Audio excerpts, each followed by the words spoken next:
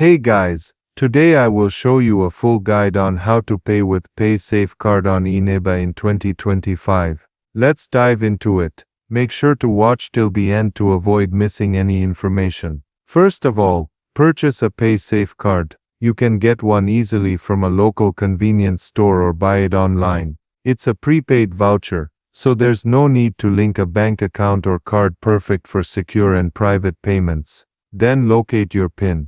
This is a unique 16-digit number printed clearly on your voucher. Make sure not to share it and keep it safe. This is what you'll use to complete your transaction. Next, go to Eneba and shop as you normally would. When you're ready to check out, simply select Paysafecard as your payment option from the list of available methods. After that, enter your PIN. Carefully type your 16-digit code into the payment field on Eneba's site. Double check to make sure there are no mistakes. Every digit matters. Finally, confirm your purchase. Take a quick moment to review your order. Ensure everything is correct, and hit confirm. Your payment will be processed instantly, and you're good to go.